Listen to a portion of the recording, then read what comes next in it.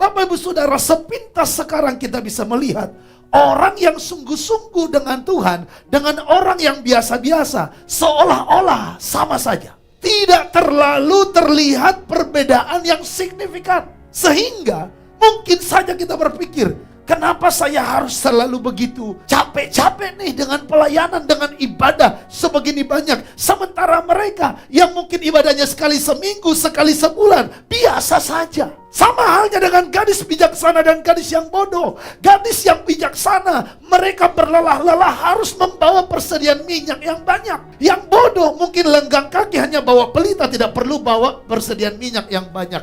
Di awal terlihat semuanya biasa dan sama saja. Tetapi saudara dengar, perjalanan belum selesai. Pertandingan belum selesai. Yang akan menentukan bagaimana akhirnya. Ketika dikatakan mempelai datang, maka gadis yang bijaksana mereka dengan sigap. Karena mereka masih punya minyak, mereka menyongsong mempelai. Tetapi gadis yang bodoh, mereka berkata, berikanlah kami sedikit dari minyak itu, sebab pelita kami hampir padam.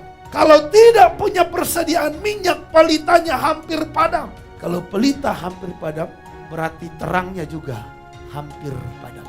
Boleh juga dikatakan panasnya juga hampir padam. Kalau panasnya hampir padam, suam-suam kuku. Gadis yang bijaksana itu, mereka nggak ada masalah. Ketika di puncak malam, tengah malam itu bicara puncak kegelapan. Puncak kegelapan bicara puncak kejahatan. Bapak Ibu Saudara, Alkitab berkata dunia ini sedang menuju kepada puncak kejahatan. Dunia ini sedang menuju kepada puncak kehancurannya. Bapak Ibu Saudara, kita ini yang sekarang beribadah, sungguh-sungguh akan terlihat perbedaannya di puncak daripada kegelapan. Maliaki katakan, pada hari terakhir aku akan mengadakan perbedaan antara orang yang beribadah dengan yang tidak beribadah. Dikatakan pada tengah malam. Di sini mulai terlihat perbedaan.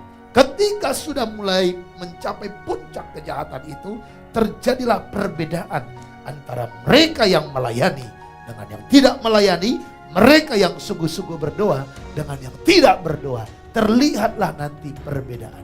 Kebodohannya gadis yang bodoh itu, mereka baru mulai sibuk cari minyak setelah dikatakan memulai datang. Setelah di puncak kejahatan, setelah di puncak malam, di tengah malam.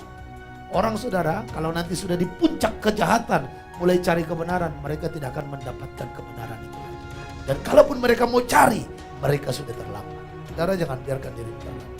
Lalu mereka mau bertobat, ternyata udah selesai proses pengangkatan. Saya udah ingatkan, proses pengangkatan itu hanya terjadi sekejap mata. Waktunya singkat. Walaupun sekarang kita berlelah-lelah membawa minyak untuk pelita. Semangat. Terlihat tidak ada perbedaan, no problem. Nanti penentuannya di akhirnya.